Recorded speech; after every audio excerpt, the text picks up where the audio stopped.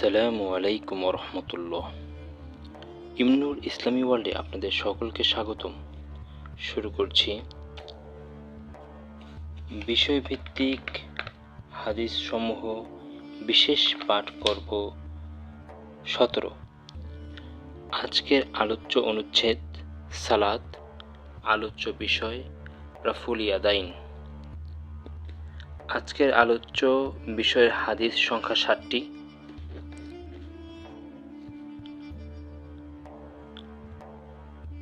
আউযু বিল্লাহি মিনাশ শাইতানির রাজিম। বিসমিল্লাহির রহমানির রহিম। প্রথম হাদিস সহিহ বুখারী 735 নং হাদিস। আব্দুল্লাহ ইবনু উমর রাদিয়াল্লাহু তাআলা আনহু থেকে বর্ণিত, আল্লাহর রাসূল সাল্লাল্লাহু আলাইহি ওয়াসাল্লাম যখন সালাত শুরু করতেন তখন উভয় হাত তার কাঁধ বরাবর উঠাতেন, আর যখন রুকুতে যাওয়ার জন্য তাকবীর বলতেন এবং রুকু হতে মাথা উঠাতেন তখনও একইভাবে দু হাত উঠাতেন এবং সামি আল্লাহু লিমান হামিদা, রব্বানা ওয়ালাকাল হামদ বলতেন, কিন্তু সেজদার সময় এরূপ করতেন না। দ্বিতীয় হাদিস সহিহ বুখারী হাদিস 736। আব্দুল্লাহ ইবনু উমর রাদিয়াল্লাহু তাআলা আনহু থেকে বর্ণিত, তিনি বলেন, আমি আল্লাহর রাসূল সাল্লাল্লাহু আলাইহি ওয়াসাল্লামকে দেখেছি, তিনি যখন সালাতের জন্য দাঁড়াতেন তখন উভয় হাত কাঁধ বরাবর উঠাতেন, এবং যখন তিনি রুকুর জন্য তাকবীর বলতেন তখনও এরকম করতেন, আবার যখন রুকু হতে মাথা উঠাতেন তখনও এমন করতেন, এবং সামি আল্লাহু লিমান হামিদা বলতেন, তবে সেজদার সময় এরূপ করতেন না। তৃতীয় হাদিস সহিহ বুখারী হাদিস 738। আব্দুল্লাহ ইবনু ওমর রাদিয়াল্লাহু তাআলা আনহু থেকে বর্ণিত, তিনি বলেন, আমি নবী সাল্লাল্লাহু আলাইহি ওয়াসাল্লামকে তাকবীর দিয়ে সালাত শুরু করতে দেখেছি। তিনি যখন তাকবীর বলতেন তখন তার উভয় হাত উঠাতেন এবং কাঁধ বরাবর করতেন, আর যখন রুকুর তাকবীর বলতেন তখনও এরকম করতেন, আবার যখন সামি আল্লাহু লিমান হামিদা বলতেন তখনও এরূপ করতেন, এবং রব্বানা ওয়ালাকাল হামদ বলতেন, কিন্তু সেজদায়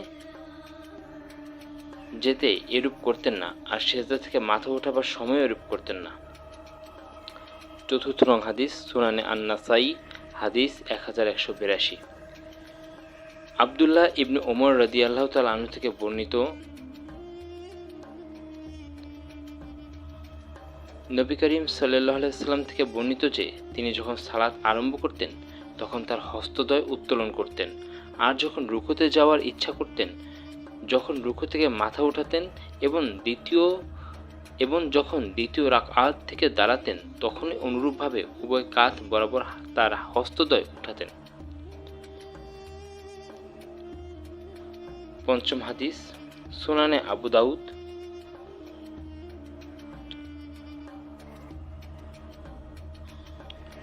হাদিস 723।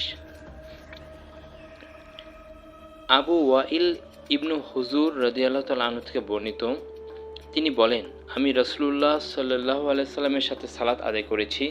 তিনি তাকবীর বলার সময় স্বীয় দু হাত উত্তোলন করতেন, অতঃপর স্বীয় হাত কাপড়ে ঢুকিয়ে ডান হাত দ্বারা বাম হাত ধরতেন।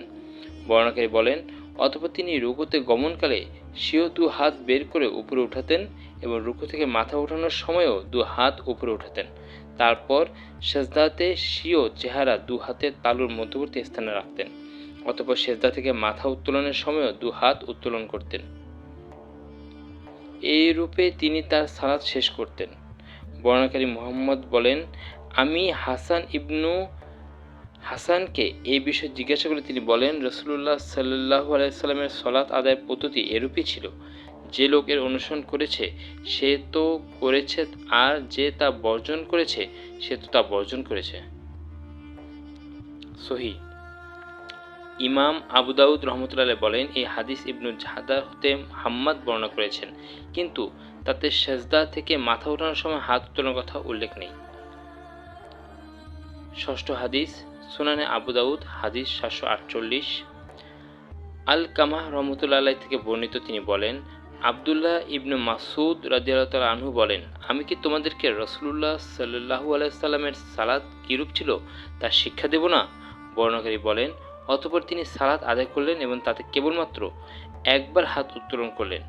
ইমাম আবু দাউদ রহমতুল্লাহ আলাইহি বলেন, এই হাদিসটি একটি দীর্ঘ হাদিসের সারসংক্ষেপ। উপরোক্ত শব্দে হাদিসটি সহিহ নয়। তিরমিজি অধ্যায়ে সালাত হাদিস 257 অনুচ্ছেদ নবী সাল্লাল্লাহু আলাইহি সাল্লাম কেবল প্রথমবারই হাত উঠিয়েছেন। নাসাই অধ্যায় তাতবিক অনুচ্ছেদ ঐরূপ না করার অনুমতি প্রসঙ্গে হাদিস 1057 উভয়ে ওয়াকি হতে হাদিসটিকে ইমাম তিরমিজি হাসান বলেছেন এবং ইবনু হাজাম বলেছেন সহিহ।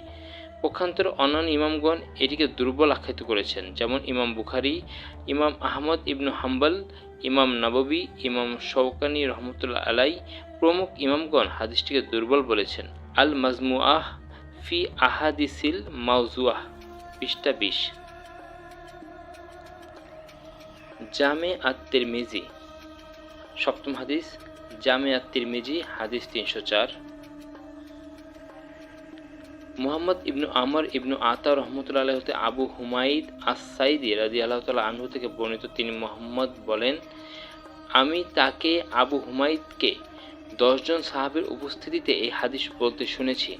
আবু কাতাদা ইবনু রিবঈ রাদিয়াল্লাহু তাআলা আনহু তাদের অন্তর্ভুক্ত। তাদের সামনে তিনি বলেন, আমি রাসূলুল্লাহ সাল্লাল্লাহু আলাইহি ওয়াসাল্লামের নামাজ সম্পর্কে তোমাদের চেয়ে বেশি জানি। তারা বললেন, তা কেমন করে? তুমি তো আমাদের আগে তার সান্নিধ্য লাভ করতে পারোনি। তাছাড়া তুমি তার নিকট আমাদের চেয়ে বেশি যাতায়াত করতে না। তিনি বললেন, হ্যাঁ। তারা বললেন, ঠিক আছে, বর্ণনা করো। তিনি বললেন, রাসূলুল্লাহ সাল্লাল্লাহু আলাইহি ওয়াসাল্লাম যখন নামাজে দাঁড়াতেন তখন সোজা হয়ে দাঁড়াতেন, কাঁধ পর্যন্ত হাত তুলতেন তাকবীরে তাহরিমা করার জন্য। যখন রুকুতে যাওয়ার ইচ্ছা করতেন কাঁধ পর্যন্ত হাত তুলতেন, তারপর আল্লাহু আকবার বলে রুকুতে যেতেন এবং শান্তভাবে রুকুতে থাকতেন। মাথা নিচের দিকেও ঝুঁকাতেন না এবং উপরের দিকেও ওঠাতেন না। উভয় হাত উভয় হাঁটুতে রাখতেন। তারপর সামিআল্লাহু লিমান হামিদা বলে রুকু হতে উঠতেন।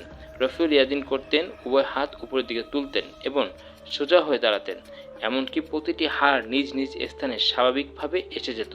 তারপর সাজদার জন্য জমিনের দিকে নিচু হতেন এবং আল্লাহু আকবার বলতেন। দুই বাহু দুই বগল হতে আলাদা রাখতেন। পায়ের আঙ্গুলগুলোকে ফাঁক করে দিতেন। বাম পা বিছিয়ে দিয়ে তার উপর বসতেন। অতঃপর সোজা হয়ে বসতেন যাতে তার প্রতিটি হাড় নিজ নিজ স্থানে ঠিকভাবে বসে যেত। অতঃপর দ্বিতীয় সাজদায় যেতেন, আল্লাহু আকবার বলে সাজদায় হতে উঠে পা বিছিয়ে দিয়ে বসতেন। জলসায় ইস্তেরাহাত করতেন, এমনকি প্রতিটি হাড় নিজ নিজ স্থানে ঠিকভাবে বসে যেত। তারপর দাঁড়াতেন। তারপর দ্বিতীয় রাকাতেও এরূপ করতেন। তারপর 2 রাকাত আদায় করতে যখন দাঁড়াতেন তখনও তাকবীর বলতেন এবং 2 হাত নামাজ শুরু করার সময়ের মতো কাঁধ পর্যন্ত তুলতেন। বাকি নামাজেও তিনি এরূপ করতেন। তারপর যখন শেষ সাজদায় পৌঁছাতেন, তখন যেখানে তার নামাজ শেষ হতো তখন বা পা বিছিয়ে দিতেন এবং নিতম্বের উপর চেপে বসতেন। তারপর সালাম ফিরাতেন। সহিহ ইবনু মাজাহ 1061। এখানে সামান্য একটু নোট, আবু ঈসা বলেন হাদিসটি হাসান সহিহ। 2 সেজদার পর যখন দাঁড়াতেন, বাক্যাংশটুকুর অর্থ 2 রাকাত শেষ করে যখন দাঁড়াতেন।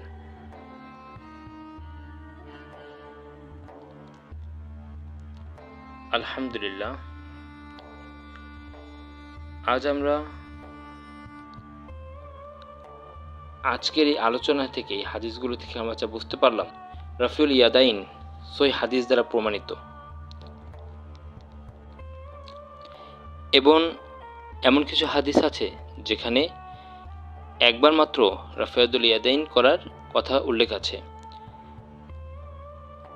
এখানে ইখতিলাফ আছে ইমামদের মাঝে, তাই আমরা চেষ্টা করব সহিহ হাদিস বুঝে আমল করার এবং যারা সহিহ আকীদা সম্পন্ন ইমামগণ আছেন, শায়েখ আছেন, তাদের সাথে আমরা অবশ্যই আলোচনা করে নেব এবং নিজেদের মধ্যে বিতর্ক এবং কোনো প্রকার হিংসাত্মক রেষারেষি যেন আমরা না করি, সেদিকে অবশ্যই আমাদের মুসলিম উম্মাহকে একত্র হতে হবে।